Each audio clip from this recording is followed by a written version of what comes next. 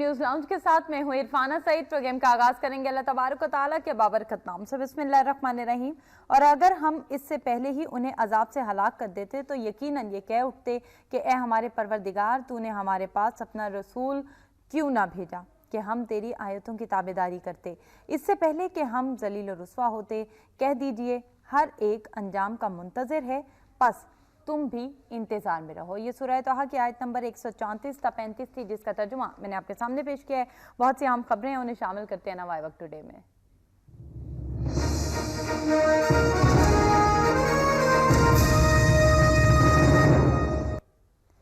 کابینہ نے رجسٹرڈ افغان مہاجرین کے قیام میں 31 مارچ تک توسیع کی. دیامر بھاشا ڈیم کے لیے اراضی کے حصول معاوضوں کی منظوری دے دی گئی. نیشنل ایکشن پلان پر مکمل عمل درآمد جاری ہے, یہ کہنا ہے وزیر اعظم میاں نواز شریف کا. آلودگی گیس میں 3 وفاقی سیکرٹریوں کی غیر حاضری پر برہمی گرفتار کر کے پیش کیا جائے سپریم کورٹ.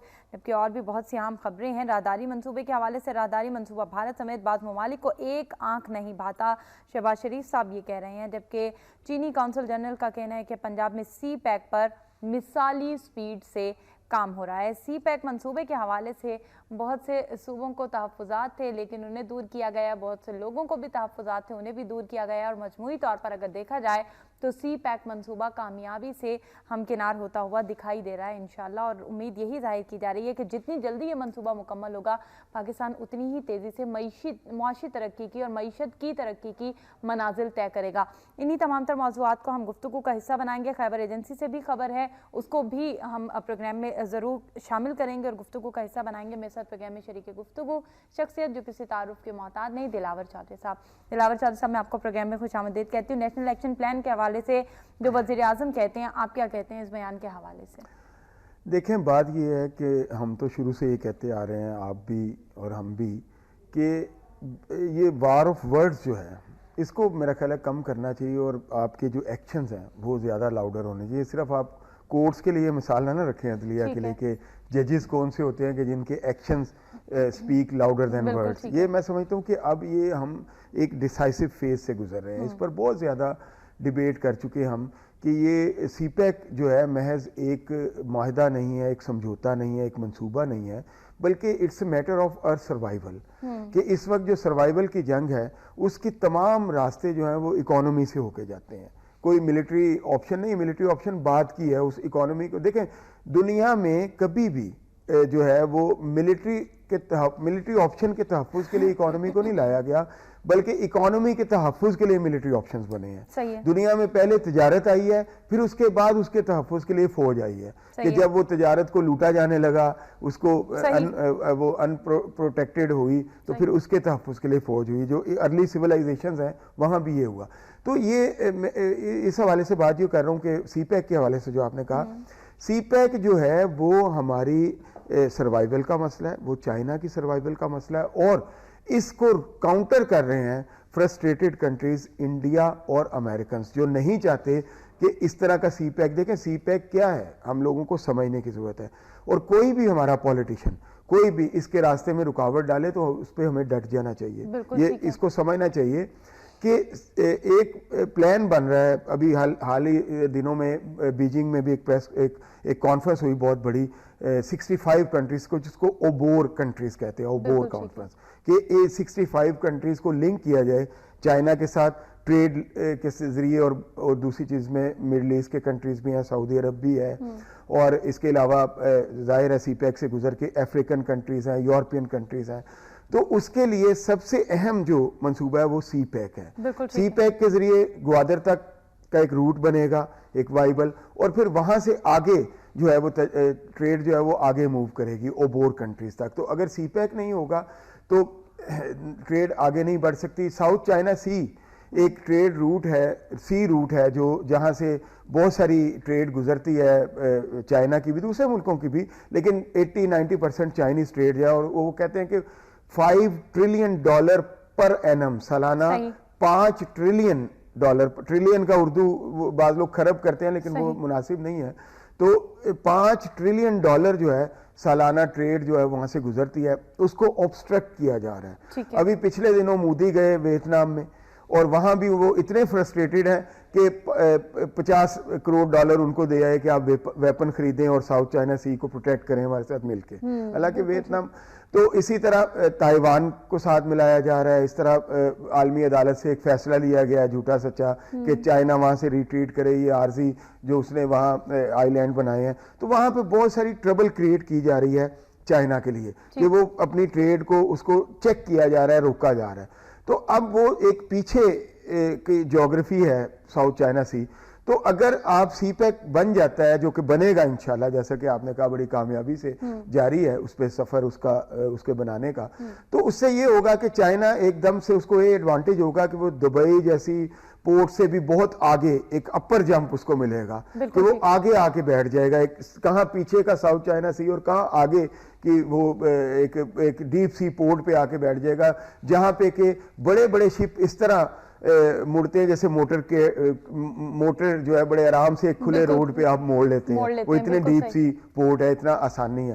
پھر اس کے ساتھ ساتھ جو پلان ہے کہ اور بھی چھوٹی چھوٹی پورٹس بنیں گی, پوری یہ کراچی سے گوادر تک کا جو جس کو ہم کہتے ہیں کہ وہ جو سی ایک روٹ ہے جس کو وہاں پہ بنیں گی, اور اس کا مطلب اس سے بھی فائدہ اٹھایا جائے گا. کئی وہ افریقن کنٹریز کو ٹریڈ کریں گی, کئی یورپین کنٹریز کی طرف جائیں گی, مڈل ایسٹ کی طرف جائیں گی. تو ایک بہت بڑا پروجیکٹ ہے, اور یہ اگر یہ نہ ہوگا تو چائنیز جو ٹریڈ ہے اس کو بھی ہیمپر کیا جائے گا, جیسے کہ کیا جا رہا ہے, اس کو بھی روکا جائے گا, اس کے لیے بھی بڑی پرابلمز ہوں گی اس کو.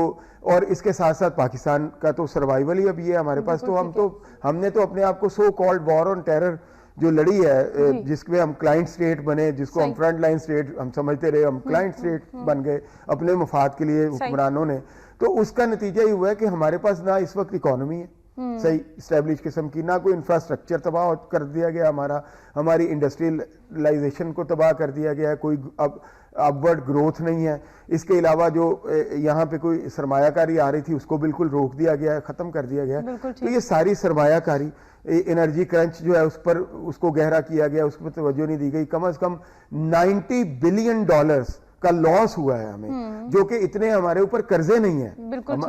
ہم قرضوں کا رونا روتے ہیں نا, اتنے قرضے نہیں ہیں جتنے کہ ہمیں نقصان برداشت کرنا پڑ گیا. اور اس کے بعد یہ ہے کہ آپ دیکھیں کہ جب مفاد نکل گیا ہے تو وہی امریکن جو کہتے تھے ہم 90 والی پالیسی نہیں دہرائیں گے, ہم اس دفعہ نہیں چھوڑ کے جائیں گے, آپ کو انگیج رکھیں گے, آپ کی جو اکنامک پروگریس ہے اس کو بھی آگے بڑھائیں گے. تو یہ اب وہی امریکن جو ہے وہ ہمارے دشمنوں کے ساتھ ان کی ضرورت ہے شاید, وہ سمجھتے ہیں کہ اگر وہ یہ نہیں روکیں گے تو وہ پیچھے ہٹتے چلے جائیں گے, جو کہ ان کو ہٹنا ہے. جو ہم ایک پروگرام میں کہہ چکے ہیں کہ یہ ڈیسائیڈڈ ہے چیزیں. اگر آپ دنیا کو وار کی طرف لے کے جانا چاہتے ہیں تو یہ جو تھرڈ ورلڈ وار ہے یہ وہ سیکنڈ ورلڈ وار نہیں ہے, وہ اس کا بچہ بھی نہیں تھا. مطلب وہ چائلڈ آف جب یہ ہوگی تو اتنے بڑے لیول پہ یہ ہوگی وہ تو سوچا بھی نہیں جا سکتا. Really would be the mother of the wars. اور اس سے یہ ہوگا کہ ہو سکتا ہے کہ یہ جو ایکسٹنکشن کی باتیں ہوتی ہیں کہ انسانیت ختم ہو جائے یا انسان ختم ہو جائے, اس طرح کی تو میرا خیال اتنا بڑا رسک نہیں لیا جا سکتا. آپ اس کو وار زون ضرور بنانے کی کوشش کر رہے ہیں. آپ جنوبی کوریا پہ ایک بہت بڑا رڈار لگا رہے ہیں جو پورے خطے کو مانیٹر کرے. امریکنز کی بات کر رہا ہوں. آپ جو ہے انڈینز کے اڈے استعمال کرنے کے معاہدے کر رہے ہیں. ظاہر ہے آپ دیکھیں نا, ایک بڑا دلچسپ معاہدہ ہوا ہے فرسٹریٹڈ سا کہ جی بحری, فضائی اور بری جو اڈا چاہے گا دونوں ملک انڈیا اور امریکہ استعمال کریں گے. اب انڈیا نے جا کے پاناما پہ تو حملہ نہیں کرنا کہ وہ امریکن اڈے استعمال کریں. اس کا مقصد یہی ہے کہ یہ چائنا اور پاکستان کے خلاف ہے اور سی پیک کے خلاف ہے. تو یہ ساری چیزیں ہو رہی ہیں. اس میں ہمیں جو ہے ہمیں یہ دیکھنا ہے کہ ہماری سروائیول کا مسئلہ ہے. ہمارے پولیٹیشنز کو بھی ہمیں بھی اس کو کالا باغ ڈیم نہیں بننے دینا, اور نہ اس طرح کی یہ بالکل کالا باغ ڈیم ہوتا ہے نا کہ کچھ گنجائش ہوتی ہے کہ آپ سروائیو کر جاتے ہیں. پھر دیکھیں نا ابھی تک ہم اس جو ورسٹ قسم کے انرجی کرنچ اور شارٹیج آف واٹر میں مبتلا ہے. اس کی وجہ یہ ہے کہ کالا باغ ڈیم اگر بن جاتا تو کئی اور ڈیم بھی بنتے ہیں, ایک سیریز شروع ہو جاتی, وہ اسی پہ بلاکیڈ ہو گیا. نتیجہ کیا ہوا کہ ہم اس وقت تقریباً 25 سے 30 ارب ڈالر کا پانی, خالص پانی جو 1 ملین مکعب فٹ پانی ہوتا ہے, اس کو کہتے ہیں جو پینے کے قابل میٹھا پانی, وہ $1 ارب کا ہوتا ہے, 1 سے 1.5 ارب ڈالر کا. تو ہم وہ ہر سال جو ہے یہ وہ سمندر میں ہم دے رہے ہیں, ہم اس کو یوز نہیں کر پا رہے. یعنی اتنا مہنگا پانی کہ اگر ہم اس کو اسٹور کر کے بیچیں تو ہم اپنے قرضے 4 साल में उतार दें, अगर हम तय करें कि पानी से ही कर्जे उतारने हैं तो हम कर्जे उतार दें अपने सारे। दिलावर साहब इतनी आइडियल आप बातें करते हैं, आप इतनी आइडियल बातों के साथ कुछ थोड़े से हल भी बता दिया करें कि इन पानी को हम सोचते क्यों नहीं है ये तमाम तरह रिजर्व्स, क्योंकि पाकिस्तान पे अगर कोई मुल्क नजर रखता है तो उसकी शायद कहीं ना कहीं बड़ी वजह यही है कि ये एक ऐसी फर्टाइल ज़मीन है, एक ऐसा ज़रखेज़ खित्ता है कि यहाँ से हर किस्म के मतलब मौसम यहाँ पे हर किस्म का मिलता है, यहाँ पर हर किस्म की मादनियात मिलती हैं, यहाँ पर हर किस्म के वसाइल मौजूद हैं।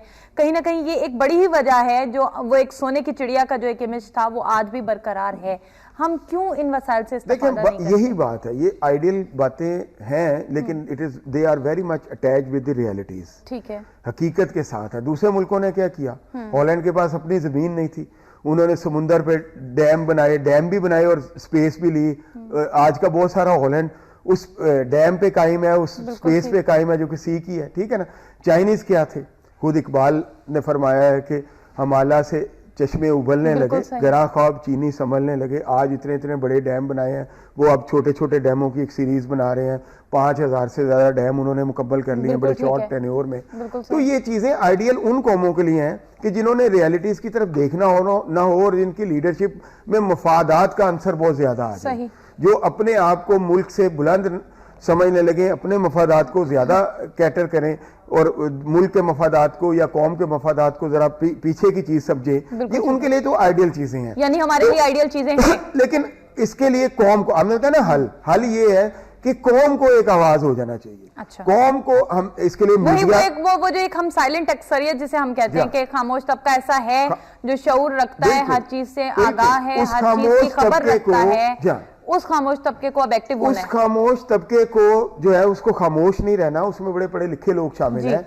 फिर मीडिया के जो लोग हैं अब उनको महज एक भेड़ चाल और रेटिंग के चक्कर में नहीं रहना, अब तय करना है कि हमने लोगों को अवेयर भी करना है और इससे भी रेटिंग बढ़ेगी। अगर आप अच्छी अच्छी चीजें लोगों को देंगे, अच्छी इंफॉर्मेशन देंगे, हाँ, लोग इसको भी बड़े इंटरेस्ट से सुनेंगे। जरूरी नहीं है कि हम हर वक्त इंटरनल पॉलिटिक्स का कि जी ताहिरुल कादरी क्या कर रहे हैं, एमक्यूएम के दफ्तर गिरने चाहिए या नहीं गिरने चाहिए, या इमरान खान को दर्जा देना चाहिए नहीं देना चाहिए। हमें रीजनल पॉलिटिक्स की इश्यूज को भी जो अपने प्रोग्राम्स हैं उसका हिस्सा बनाना चाहिए। हमें इंटरनेशनल लेवल पे जो इकोनॉमी के साथ क्या हो रहा है, सीपेक के साथ क्या होने लगा है, इंडिया अमेरिका क्या कर रहे हैं, इंडिया जनूबी कोरिया क्या कर रहे हैं, इंडिया अमेरिका और जनूबी कोरिया क्या कर रहे हैं खित्ते में, ये सारी बातें जो है हमें ये भी लोगों को बतानी चाहिए। लोगों को जब हम एजुकेट करेंगे और वो खामोश शख्सियत भी लोगों को एजुकेट करेगी अपने अपने लेवल पे, तो मैं समझता हूँ एक रेजिस्टेंस क्रिएट होगी। ये मुश्किल है लेकिन नामुमकिन नहीं है। देखिए हमारी पॉलिसी इस नामुमकिन का जवाब आपसे दिलावर चौधरी से वजाहत से आपसे मैं इसका जवाब लेना चाहूंगी, लेकिन एक मुख्तसर सा वक्फा मुझे लेना है आपसे। एक मुख्तसर से वक्फे के बाद मिलते हैं।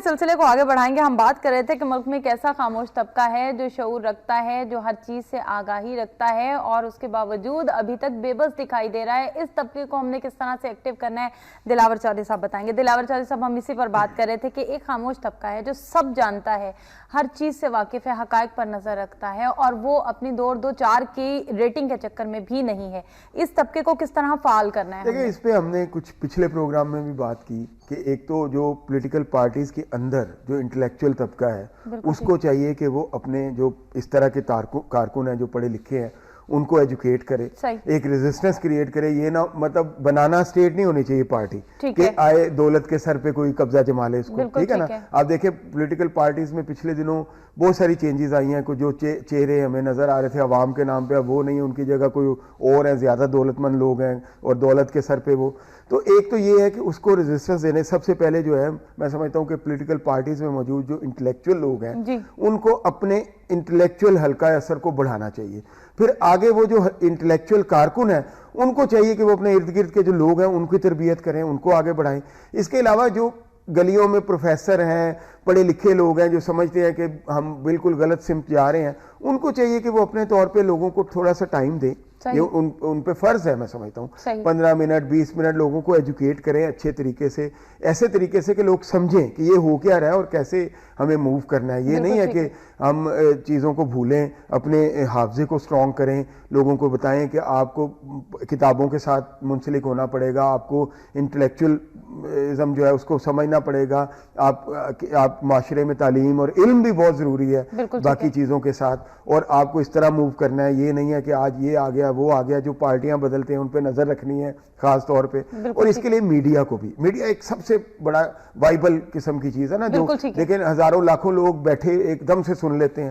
تو میڈیا پہ بھی ایسے پروگرام جو ہیں, یہ ہمارا فرض ہے کہ ہم لوگوں کو محض 2 اور 2 کے چکر میں الجھائے رکھے ہیں کہ 2 + 2 4 ہوتا ہے. آپ بتائیں لوگوں کو کہ یہ کیا ہے, کھل کے بات کریں, ٹھیک ہے نا. یہ نہیں ہے ہم نے 2 اور 2 4 نہیں کرنا بلکہ 4 کو ملٹی پلائی کرنا سکھانا ہے. یہ نہیں ہے, بالکل یہ نہیں ہے کہ ایک بندے نے ایک پارٹی بدلی ہے اور آپ نے اس کو اگنور کر دیا. آپ اس کو پوچھیں, اگر آپ اس کو اپنے پروگرام میں بلاتے ہیں کہ بھئی آپ کو کیا آخر آپ کے پیچھے اس کے پیچھے کیا نظریات تھے, اور اگر آپ یہ محض فائدہ ہے کہ آپ سمجھتے ہیں کہ یہ پاپولیرٹی گین کر رہی ہے تو یہ تو مفاد ہے, تو پھر تو اس طرح نہ اس پارٹی کو آپ کو قبول کرنا چاہیے نہ عوام کو قبول کرنا چاہیے. اس طرح کی باتیں, یہ چیزیں جو ہے جب ہم یہ لوگوں کے درمیان شعور پیدا کریں گے تو پھر لوگوں کو پتہ چلے گا. ابھی بدقسمتی سے ہمارے پولیٹیشین بہت ساری چیزیں جو ہیں وہ اپنے مفادات کو سامنے رکھ کے بیان کرتے ہیں, تو لوگوں کو جب پتہ, یہ فرق یہ کرنا ہے خاموش اکثریت نے بھی, پڑھے لکھے طبقے نے بھی, پارٹیوں کے میں موجود انٹلیکچوئل طبقے نے بھی, اور میڈیا نے بھی, کہ لوگوں کو یہ بتائیں کہ جب بھی کوئی بات ہو اس میں ملکی مفاد کو کیسے فردر کرنا. جیسے یہ اسٹیٹمنٹ ہے, جیسے پرائم منسٹر کی اسٹیٹمنٹ ہے کہ جی پوری طرح عمل ہو رہا ہے, وہ کہتے ہیں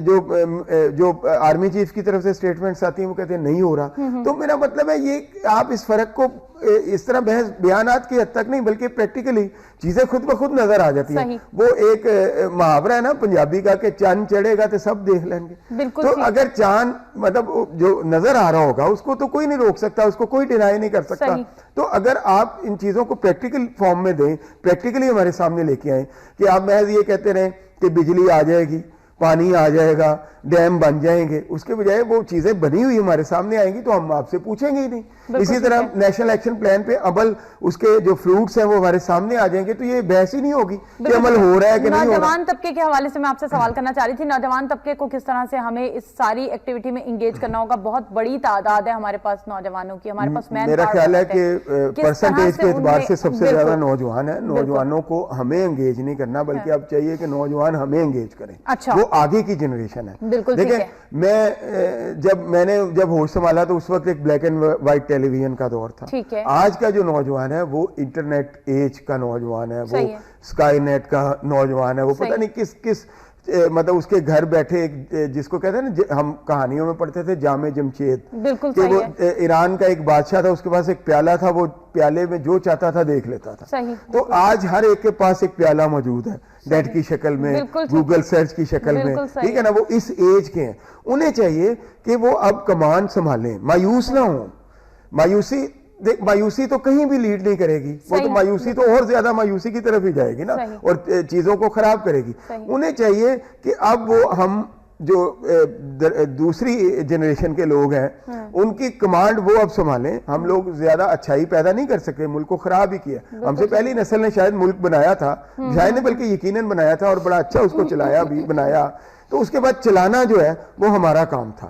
یعنی میں چلانے پہ تھوڑا ایگزیجوریٹ کر گیا, بنایا جو ہم سے پہلی والی نسلوں نے, اس کے بعد ہمارے سے اوپر والی نسل کا کام تھا اس کو چلانا, اور ہمیں تھا اس کو آگے لے جانا. ہم یہ اس میں نہیں کر سکے, یہ ہمارا قصور ہے. نئی جنریشن کو ہم برا کہتے ہیں لیکن اس میں قصور تو ہمارا ہے. اب نئی جنریشن کو چاہیے کہ وہ ہمیں لیڈ کرے, بڑے اچھے, وہ اس طرح کی یہ جو ون ویلنگ ہے, اس طرح کی چیزوں میں اپنے آپ کو خراب کرنے کے بجائے, یہ ایکٹس آف ڈپریشن ہے نا, کہ آپ جب سمجھتے ہیں کہ آگے کوئی فیوچر نہیں ہے پھر آپ اس طرح کی ایکٹیویٹیز کرتے ہیں. دیکھیں وہ قومیں جو مسلسل تسلط کا شکار رہتی ہیں, ٹھیک ہے نا, ان میں پھر اس طرح کے کھیل ڈیولپ ہوتے ہیں. فلسطینیوں کو دبایا ہوا ہے, ان میں ایک پسٹل کا کھیل ہو جاتا ہے کہ وہ ایک گولی ڈالتے ہیں اور پھر اس کو چیمبر کو گھما دیتے ہیں اور پھر چلاتے ہیں کہ چل گئی تو ٹھیک ہے, نہیں چلی تو اس طرح کے کھیل بھی ڈیولپ ہوتے رہے. تو یہ مایوسیوں کے کھیل جو ہیں ان سے دور ہٹ کے نئی نسل جو ہم سے زیادہ سمجھتی ہے, اس کے پاس جامع جمشید کو زیادہ بہتر انداز سے, زندگی اور موت کی تفریق ختم ہو گئی ہے نا. ہمارے میں بھی دہشت گردی کو دیکھ دیکھ کے, مسائل کو دیکھ دیکھ کے زندگی موت کی تفریق ختم ہو گئی. زندگی میں بہت ساری اس طرح کی چیزیں آتی ہیں. دیکھیں اگر آپ دیکھیں ایک اینتھروپولوجسٹ ہیں, انہوں نے کتاب لکھی, جیمس جارج فریزر نے, انہوں نے لکھا گولڈن بو. وہ کتاب 100 سال پرانی ہے لیکن اس کی افادیت ابھی بھی قائم ہے. انہوں نے ایک بڑی اچھی, بہت سی اچھی باتیں لکھی, ان میں ایک بہت اچھی بات انہوں نے لکھی. انہوں نے کہا اگر زندگی پلیسڈ ہی چلتی رہے, اسی طرح چلتی رہے جس طرح کی ہے, تو پھر ترقی نہیں ہو سکتی. کوئی رکاوٹ آتی ہے تو پھر اس کا توڑ جو ہے وہ کیا جاتا ہے, تو اس سے انسان آگے بڑھا ہے. یعنی کیا مطلب یہ کہ آپ اپنے املاک کی حفاظت کے لیے ایک چھوٹا سا تالا استعمال کرتے ہیں, صحیح, چور اس تالے کو توڑنے کی صلاحیت پیدا کرتا ہے تو آپ اس سے بڑا اچھا تالا پیدا کرتے ہیں. بالکل. اگر چور اسی طرح چلتا رہے, آپ ایک تالا آپ نے بنا دیا اور کوئی چور نہ پیدا ہو, کوئی اس کو کھولنے کی کوشش نہ کرے, تو وہ اسی طرح چیزیں چلتی رہیں گی, ڈیولپ نہیں ہو. کہتے ہیں ڈیولپمنٹ جو ہے وہ بظاہر ایک نیگیٹو ایکٹ ہوتا ہے, پھر اس کا ریئیکشن میں جو ہے وہ ڈیولپمنٹ ہوتی ہے. ہاں, تو یہ چیزیں ہوتی ہیں, ٹیررزم بھی ہوتے ہیں, لوگوں کی انسرجنسیز بھی ہوتی ہیں, انفلٹریشن بھی ہوتی ہے, دوسری قومیں جو ہیں اس کا فائدہ بھی اٹھانے کی کوشش کرتے ہیں, جو انڈیا ہمارے ساتھ کر رہا ہے پراکسی وار, اور امریکن اس کے آشیرواد دے رہے ہیں. تو یہ چیزیں ہوتی ہیں, لیکن ہمیں ان سے گھبرانا نہیں ہے. ہمیں اپنا فیوچر ہمیشہ تلاش کرنا ہے. فیوچر جو ہے وہ ایسی چیز نہیں ہے کہ منو سلوا نہیں ہے کہ وہ درخت سے اٹکا کہیں پڑا ہوگا یا آپ اس کو اتار کے کھا لیں. اس کو آپ کو کرافٹ کرنا پڑے گا, اور یہی اس کا حسن ہے. ٹھیک ہے نا. اگر آپ کو کوئی چیز, جو کہتا ہے نا غالب کہ نہ ہو مرنا تو جینے کا مزہ کیا, بالکل جس طرح کا جس کا مفہوم بنتا ہے غالب کے ایک شعر کا, تو موت ہے تو زندگی کی اہمیت ہے. اگر موت ہی نہ ہوتی تو ہمارے نزدیک زندگی کی اہمیت نہ ہوتی. تو اگر مشکلیں ہیں تو آسانیاں اچھی لگیں گی نا, ورنہ تو کوئی تقسیم ہی نہ رہے.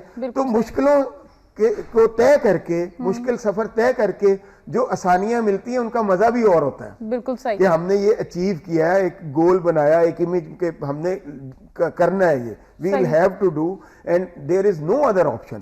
یہ ون ویلنگ, یہ فلاں ویلنگ, یہ اس طرح کی جو چیزیں ہیں, یہ وقت کا ضیاع, یہ گپیں, سارا کچھ. اب ٹھیک ہے آپ چیٹ کریں دوستوں کے ساتھ, لیکن اپنے وقت کی اہمیت کو سمجھیں. ہمیں لیڈ کریں, نوجوان اکثریت میں بھی ہیں, پڑھے لکھے بھی زیادہ ہیں, سمجھتے بھی زیادہ ہیں چیزوں کو, تو ہمیں ریٹریٹ کرنا چاہیے, ہمیں ان کے پیچھے چلنا چاہیے. ہمیں بھی اپنے آپ کو دیکھیں نا, اگر ہم کو اچھا ملک کو خراب ہی کیا, ہماری نسل نے بہتر نہیں کر سکے, تو ہمیں اب اس بات کو تسلیم کرنا چاہیے, اور نوجوانوں کو بھی اس بات کو ریئلائز کرنا چاہیے کہ فیوچر جو ہے وہ ہمیشہ جو ہے وہ آپ کو کوئی بھی دودھ کی نہر چاہے وہ فرہاد ہی کھودے, اس کو بھی کھودنا پڑے گی, ایسے نہیں ملے گی.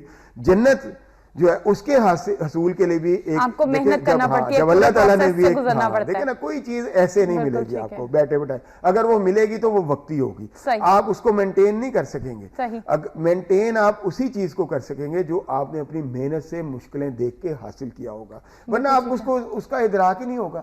آپ دیکھیں نا, اگر اس قوم نے مشکلیں سہ کے, پرابلم سہ کے ایٹم بم بنایا, تو ہمیں پتا ہے کہ وہ ایٹم بم کی کیا اہمیت ہے. اگر ہمیں کوئی ایسے تحفے میں دے دیتا تو ہم پتہ نہیں اس کا کیا کرتے. صحیح. اور اسی حوالے سے جو ہے وہ کہا یہ جا رہا ہے امریکہ کی جانب سے کہ مجبور کیا گیا پاکستان کو کہ وہ ایٹمی طاقت بن جائے. بھارت اور امریکہ نے مل کے پاکستان کو مجبور کیا کہ وہ ایٹمی طاقت بنے, ہمیں دفاع کرنے پر مجبور کیا گیا, اور آج ہم نیوکلیئر پاور. اور یہ ہم نہیں کہہ رہے بلکہ امریکن ایکسپرٹس کہہ رہے ہیں, اور بالکل صحیح ہے. دیکھیں نا, اگر کشمیر ان ڈسپیوٹڈ جو ہوتا, اس کا کوئی ڈسپیوٹ نہ ہوتا, اگر ہم اور جو دوسرے جو چیزیں ایریٹنٹس وہ نہ ہوتی, سر کریک نہ ہوتا, انڈیا ہیجمونک نہ ہوتا, بلکہ وہ ایک اچھا ملک ہوتا ٹورڈز, تو ہمیں کیا ضرورت تھی کسی سے ہم نے تو کبھی دشمنی میں پہل نہیں کی, اور ہمارے سارے مطالبات جو ہیں ان کی اکثر مطالبات جائز ہیں. دیکھیں, اگر ہم یہ کہتے ہیں کہ جو پاکستان کا جھنڈا لیے اپنے سینے پہ گولیاں کھا رہے ہیں, جو کشمیری, جنہوں نے کشمیر کو سچ مچ میں پاکستان بنا دیا ہے, اگر آپ ان کو ان کا سیلف آف رائٹ ڈٹرمنیشن دے دیں تو کیا غلط بات کرتے ہیں؟ بالکل ٹھیک ہے. یا اگر ہم یہ کہتے ہیں کہ آپ ہیجمونک نہ بنے, تھانے دار نہ بنے, دوست بنے, تو کیا غلط کہتے ہیں ہم؟ یا اگر آپ یہ سوچتے ہیں کہ ہم جو ہے وہ ہر چیز کو ملیٹریلی سالو کر سکتے ہیں, میں انڈینز کی بات کرتا ہوں, تو پھر آپ کہاں کے ایک سینسیبل کنٹری ہے, کہاں کی بات کرتے ہیں؟ تو ہمیں مجبور کیا گیا, اور امریکن کی شے پہ کیا گیا. امریکہ کے ہم کبھی بھی ولنگ فرینڈ نہیں رہے, یہ ذہن میں رکھیں. وہ ہمیشہ انڈیا کو پریفر کرتے رہے ہیں. یہ تو انڈین چلے گئے جب رشیا کی طرف, اس وقت کے سوویت یونین کی طرف, تو ان کے پاس آپشن کوئی نہیں رہا, اور پھر ان کو پاکستان کے ساتھ چلنا پڑا کچھ دیر, لیکن ہماری اور جو ہے وہ لو اینڈ ہیٹ کی ایک ہسٹری ہے انڈیا امریکنز کے ساتھ. صرف یہی نہیں ہے کہ انہوں نے ہمیں بہت کچھ دیا, اکثر 65 کی وار ہوئی, ہم پہ اسلحے کی خریداری کی پابندی لگا دی, ٹھیک ہے نا. پھر یہ آج آپ دیکھیں کہ ہمیں فرنٹ لائن اسٹیٹ کہا, ہمارے پیسے روک لیے. ایک طرف ہمیں کہتے ہیں F-16 لے لیں, دوسری طرف کہتے ہیں نہیں جی آپ کو یہ پیسے نہیں مل سکتے, آپ اپنے پلے سے پیسے لائیں. اور وہ پیسے جو مطلب کچھ بھی نہیں ہے, وہ ایک پینٹ ہے میں سمجھتا ہوں, اور یا ایک آٹے میں نمک کے برابر بھی نہیں ہے. جتنا ہم لاس کر چکے ہیں وہ بھی روک لیے آپ نے ہمارے, کہ جی آپ اس طرح نہیں کر رہے. آپ حالانکہ سب کو پتہ ہے کہ حقانی نیٹ ورک کہاں آپریٹ کر رہا ہے, وہ کابل کے گرد 3 صوبوں میں آپریٹ کر رہا ہے. آپ اس کو تو کچھ نہیں, وہاں کچھ نہیں کہہ پا رہے اور پریشر ہم پہ ڈال رہے ہیں. بالکل, میں ابھی یہی آپ سے جاننا چاہ رہی تھی کہ یہ انڈیا اور امریکہ کے رویے ہیں پاکستان کے ساتھ, افغانستان کے ساتھ کیا مسئلہ ہے؟ دیکھیں یہی مسئلہ ہے کہ افغانستان کو بہت زیادہ انگیج کیا ہوا ہے امریکنز نے. افغانستان میں تو ایک پپٹ گورنمنٹ بیٹھی ہوئی ہے نا, جس کے وہ بیچارہ تو کابل تو کیا اپنے صدارتی محل کے باہر بھی واک بھی نہیں کر سکتا, وہ تو اتنا مجبور پریزیڈنٹ ہے, اس پہ تو ترس آتا ہے. جو بھی ہو, اشرف غنی ہے ابھی, اس سے پہلے کرزئی, آپ دیکھیں نا انہوں نے جو کیا ہے, کہ ہم نے تو یہ کیا ہے کہ 6 ماہ کے لیے ایکسٹینڈ کر دیا ہے کہ مناسب نہیں ہے افغان مہاجرین کا سٹے جو ہے پاکستان میں. لیکن جواب میں ہمیں کیا ملا ہے کہ افغان حکومت نے ہماری ٹریڈ جو ہے ساؤتھ جو مشرق اپنا ادھر جا رہے سینٹرل ایشیا کی طرف جا رہے اس کو روک دیا کہ جی آپ ہمیں واگے سے راستہ دیں. یہ ایک چھیڑ چھاڑ ہے نا, اور اس کے پیچھے کون ہے؟ اس کے پیچھے امریکنز ہیں, اس کے پیچھے انڈینز ہیں. کیا ہمیں یہ بھی نہیں, وہ اس کو اپنے پپٹ کو آگے کیا ہوا ہے. اگر آپ اس پپٹ کے نیچے دیکھیں تو ہاتھ جو ہے وہ آپ کو نظر آئے گا امریکنز کا اور انڈینز کا. تو اس صورتحال میں بھی سی پیک کی کتنی اہمیت ہو گئی. آپ دیکھیں کہ ہمیں چاہیے کہ ہم ڈیپینڈنٹ ہی نہ رہیں افغانستان کے ٹریڈ روٹ پہ. ہم ایک ایسا ٹریڈ روٹ ڈیولپ کریں جو سیدھا چائنا سے ہوتا ہوا سینٹرل ایشیا کی طرف ہمیں بہت دے دے, اور پھر افغانستان کو بھی مجبور کر دے کہ وہ پاکستان کے ساتھ لنک ہو اگر اس نے ترقی کرنی ہے, آگے بڑھنا ہے. تو یہ چیزیں اس لیے بھی یہ سی پیک بہت ضروری ہے, لیکن ہمیں اپنی پالیسی پہ نظر ثانی کرنی چاہیے. کل کیبنٹ کی جو میٹنگ ہو رہی تھی اس میں ایک پوائنٹ یہ بھی اٹھایا گیا ذرائع کے حوالے سے, جو اخباروں میں نہیں آیا یا میڈیا میں, لیکن جو باتیں سننے میں آئیں ہمارے اپنے ذرائع سے, وہ یہ تھا کہ جی ابھی آپ ان کو ایکسٹینڈ کر دیں ورنہ انڈیا افغانستان کا بہت زیادہ قریب ہو جائیں گے اور فائدہ اٹھائے گا. تو میں سمجھتا ہوں کہ آپ تھوڑا سا اس پہ سوچیں کہ آپ تو ایکسٹینڈ کر رہے ہیں اور وہ آپ کے ٹریڈ روٹ بند کر رہے ہیں. تو تھوڑا سا آپ اپنی پالیسی کو بیلنس کریں. یہ نہ سوچیں کہ وہ کون کس کے, وہ اس کے قریب آ چکا ہے. اب تھوڑا سا ان کو آپ بھی ان کی آرم ٹوسٹنگ کریں, صحیح ہے, ان کو اکنامکلی کریں, کسی طرح کریں انہیں کہ بھئی ہم آپ کو مطلب ہم سوچتے ہیں کہ آپ کو لیوریج دیں اور آپ اس کا ناجائز فائدہ اٹھا رہے ہیں, ٹھیک ہے نا. کبھی آپ باب پاکستان نہیں چلنے دیتے, وہاں پہ آپ فس کریٹ کر دیتے ہیں, کبھی آپ اس طرح کرتے ہیں. ہم نے آپ کو بہت سمجھایا آپ کا مستقبل کسی فورن پاور کے ساتھ منسلک نہیں ہے, آپ کلائنٹ اسٹیٹ نہ بنے. ہم یہ غلطی کر چکے ہیں اور نتیجہ کیا ہے؟ تباہی جو ہمیں ملی ہے, ٹھیک ہے نا. تباہی کے سوا کیا ملا ہے؟ ہم اپنا انفراسٹرکچر تباہ کر بیٹھے, جو کہ ہم ذکر کر چکے کہ 90 ارب ڈالر سے زیادہ کے تباہی ہم. لیکن سبق نہیں سیکھا پاکستان کی مثال کو سامنے رکھ کے بھی, بھارت ہو یا افغانستان ہو, سبق نہیں سیکھا. ان کو اب سبق سیکھنا چاہیے, اور خاص طور پہ افغانستان کو. اور تھوڑا سا اس پہ میں سمجھتا ہوں کہ جو ریجنل فورسز ہیں, رشیا ہے یا چائنا ہے, اس کو بھی چاہیے کہ وہ تھوڑا سا آگے آ کے افغانستان کو انگیج کریں. افغانستان کو اب بالکل فری نہ چھوڑ دیں فورن کنٹریز کے لیے, امریکنز کے لیے, نیٹو کے لیے. ان کو بھی چاہیے, وہ بڑھا بھی رہے ہیں کسی حد تک, ایک ہو رہا ہے یہ رسا کشی. آپ دیکھیں کہ اگر اس طرح ہوتا ہے تو ایک معاہدہ جو ہے وہ سینٹرل ایشیا میں بھی ہوتا ہے کہ جی پاکستان, چائنا اور افغانستان مل کے ٹیررزم پہ کریں گے, جو ہمارے آرمی چیف بھی گئے ہوئے تھے پچھلے دنوں. تو یہ کوشش ہو رہی ہے, اس کو بڑھانا چاہیے افغانستان کو, بالکل افغانستان کو کسی فورن ہینڈز میں, یا انڈیا جو کہ بالکل جس کے بارڈر بھی نہیں لگتے افغانستان, اس کے ہاتھ نہیں دینا چاہیے. بالکل ٹھیک ہے. آپ نے ٹیررزم کی بات کی ہے, کچھ تھوڑی سی رینجرز کے حوالے سے بات کرتے ہیں. رینجرز کو 2 ماہ کے لیے بلایا رانا ثناءاللہ, حساس اضلاع کے ساتھ ضرورت پڑنے پر کہیں بھی کارروائی کر سکیں گے ذرائع.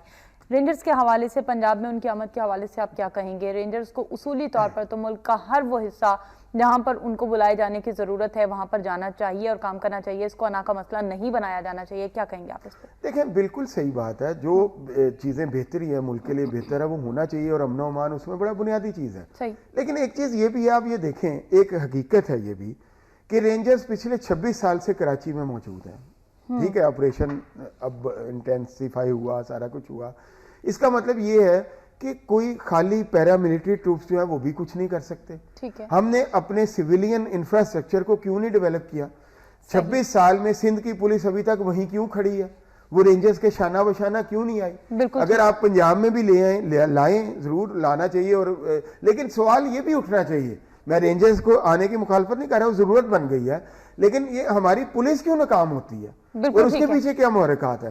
میں یہ نہیں کہتا کہ پولیس والے جو ہے وہ کام نہیں کرتے, بہت زیادہ سیکریفائز ہے. I have really high regard for police. Terrorism کے خلاف بہت قربانیاں دی ہیں ہماری پولیس نے, بہت زیادہ لوگ شہید ہوئے ہیں, لیکن آپ اس کو ڈیولپ کیوں نہیں کرتے؟ نہ آپ ان کو ہتھیار دیتے ہیں, نہ آپ ان کو ان لیول کی ویکلز دیتے ہیں اس لیول کی جو کہ ڈیمانڈنگ ہے, نہ آپ اس لیول کی تربیت دیتے ہیں.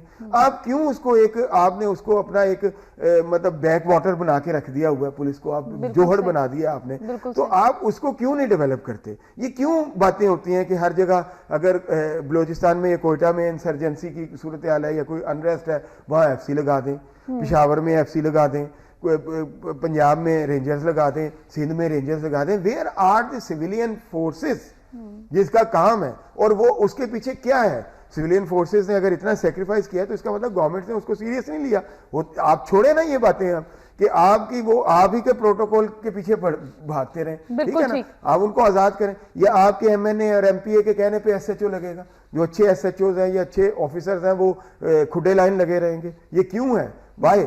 اس پہ سوچنا پڑے گا, ٹھیک ہے نا. آپ اگر اپنے انفراسٹرکچر کو ڈیولپ نہیں کریں گے تو آپ کسی بھی آپریشن کے, دیکھیں میں بڑی نیکڈ بات کر رہا ہوں ریالٹی کی, میں لگی لپٹی نہیں رکھوں گا, ٹھیک ہے نا. اور ہمارے آرمی چیف جب یہ کہتے ہیں کہ مکمل امن کے لیے ایک پورے اسپرٹ پہ ضرورت ہے نیشنل, تو وہ بھی اس کے پیچھے بھی یہی سوچ ہوتی ہے کہ جب تک آپ بڑے سے بڑے ملٹری آپریشن کے ساتھ ساتھ سویلین انفراسٹرکچر ڈیولپ نہیں کریں گے, چیزیں زیادہ بے دردی کے ساتھ, زیادہ انٹینسٹی کے ساتھ قائم نہیں رہ سکے گی چیز کبھی. اس کو قائم رکھنے کے لیے ضروری ہے کہ میں کہتا ہوں قائم نہیں بلکہ زیادہ انٹینسٹی کے ساتھ آئیں گے اور آپ اس کو پھر سنبھال نہیں سکیں گے, ٹھیک ہے نا. تو آپ اس چیز کو سمجھیں, یہ حل نہیں ہے کہ سوات میں آپ نے آپریشن کیا تو آپ کو وہاں چھاونی بنانا پڑ گئی, آپ نے انفراسٹرکچر ہی نہیں بنایا. اس کے ساتھ ساتھ آپ سویلین فورسز کا انفراسٹرکچر بنائیں, سڑکیں بنائیں, لوگوں کو جو ہے اسکول کی, صحت کی, اس طرح کی سہولتیں وہاں ساتھ ساتھ دیتے چلے جائیں, اور ملازمتیں پیدا کریں, ٹھیک ہے نا, کاروبار کے مواقع پیدا کریں تاکہ لوگ ایکسٹریمسٹ نہ ہوں ذہنی طور پہ. اور یہ بہت زیادہ ضروری پہلو ہے جو کہ مجھے حیرانی ہے کہ نیشنل ایکشن پلان میں بھی اس کو کیوں نہیں انڈکٹ کیا گیا کہ ہم اس کے ساتھ ساتھ یہ بھی کریں گے. یہ بڑا ضروری تھا. آپ دیکھیں نا, لوگ کہتے ہیں جی نیشنل ایکشن پلان پہ عمل نہیں ہو رہا یا ہو رہا ہے, میں کہتا ہوں اگر اس پہ عمل بھی ہو جائے گا تو وہ سارا کا سارا, جیسا میں نے پچھلے پروگرام میں بھی کہا, وہ تو تعزیر آتی ہے کہ سزا دی جائے گی. آپ نے یہ کیوں نہیں رکھا کہ اس کے ساتھ ساتھ انفراسٹرکچر بھی ڈیولپ کیا جائے گا؟ سویلین فورسز جیسے پولیس ہے اس کو بھی اسٹرانگ کیا جائے گا. اس علاقے میں جہاں کے آپریشن ہوگا, جہاں پہ ایکسٹریمسٹ بڑھ گئے تھے, ان کو کم کیا ہے, نکالا ہے یا بھگا دیا یا مار دیا ہے, اس کے بعد وہاں اس علاقے کی جو ذہنی طور پہ برین واشنگ ہوگی, اصلاح کی جائے گی ذہنی طور پہ, وہاں پہ جو ہے وہ سڑکوں کا جال بچھایا جائے گا, وہاں کاروبار کے مواقع بڑھائے جائیں گے, وہاں جو اکانومک فیسلٹیز ہیں وہ بڑھائی جائیں گی تاکہ لوگوں کو اکانومی بہتر ہو لوگوں کی, ٹھیک ہے نا. وہاں پہ صحت, تعلیم اور دوسرا جو انصاف کی سہولتیں ہیں اس کا انفراسٹرکچر پورا کا پورا ڈیولپ کیا جائے گا. یہ نہیں ہو رہا. کسی بھی آپریشن کے پیچھے یہ چیزیں بہت ضروری ہے, پیچھے پیچھے چلنا چاہیے, ٹھیک ہے نا. جیسے آپ سمجھیں کہ سرجری جو ہے اس کے لیے ایک ڈاکٹر تو چاہیے ہوتا ہے, لیکن اس سے بھی زیادہ ضروری انسٹرومنٹس ہوتے ہیں. اگر سرجیکل انسٹرومنٹس نہ ہوں ڈاکٹر کے پاس تو وہ ایک اچھے سے اچھا بہترین سے بہترین ڈاکٹر بھی جو ہے وہ مریض کو دعا ہی دے سکتا ہے, اس کی کوئی سرجری نہیں. اور سرجری کے بعد جو مریض کی دیکھ بھال ہوتی ہے وہ بھی بہت ضروری ہوتی ہے. یہ بات بہت اچھی بات ہے, یا کہ اس کو کیسے کیئر کرنا ہے. دیکھیں اس کے کہیں انفیکشن نہ ہو جائے, زخموں کو بھرنے کے لیے ٹائم لگے گا. یہ بات بھی بالکل, یہ چیز یہ ہے انفراسٹرکچر. آپ نے زیادہ اچھی مثال دی کہ آپریشن کے بعد کی جو کیئر ہے, بالکل صحیح, یہی ہے انفراسٹرکچر کو. اسی طرح جہاں پہ آپ یہ ملٹری آپریشنز کر رہے ہیں اس کے بعد کی ایک کیئر جو ہے وہ آپ کو دینا پڑے گا. وہاں پہ اگر سیاسی خلا پیدا ہو رہا ہے اس کو پر کریں, آپ کی پولیٹیکل پارٹیز جائیں, لوگوں سے ملیں. اسی طرح جو اکنامک انفراسٹرکچر کا خلا ہے اس کو پورا کریں. ٹھیک ہے, فی الوقت ایک میں مختصر صاحب سے جواب چاہوں گی کیونکہ وقت جو ہے وہ اختتام کی طرف بڑھ رہا ہے. فی الوقت جو آپ نے بات کی کہ پولیٹیکل پارٹیز کو جانا چاہیے اور بڑھنا چاہیے ہے، پولیٹیکل پارٹی ایک ہے جو بڑھ رہی ہے اور وہ ڈرائیونگ کی طرف بڑھ رہی ہے، اشارہ آپ سمجھ گئے ہیں، کیا کہیں گے؟ دیکھیں بات یہ ہے کہ آپ اپنے پولیٹیکل سکرمشز چلتے رہتے ہیں، میں تو اس کے خلاف ہوں. ہمارے ملک کی جو صورتحال ہے اس میں ہمیں یقیناً اس حوالے سے فیصلے کرنے چاہیے، لیکن پولیٹیکل پارٹیز کو اپنی ریئل ڈیوٹی جو ہے، یہ صرف ان کا مقصد اقتدار کا حصول نہیں ہے، لوگوں کو اپنے نظریات سے ہم آہنگ کرنا بھی ہے. وہ کہاں گیا؟ اگر آپ وہ نہیں کر رہے تو آپ میں اور آمریت میں کوئی فرق نہیں ہے. وہ بھی اقتدار چاہتا ہے، کوئی آمر آ جاتا ہے، آپ بھی اقتدار چاہتے ہیں. بالکل صحیح. پروگرام میں تشریف لانے کا بہت شکریہ دلاور چل صاحب. ناظرین، پروگرام کا وقت اپنے اختتام کو پہنچا ہے. عرفانہ سعید کو دیجیے اجازت. اللہ نے کے بعد.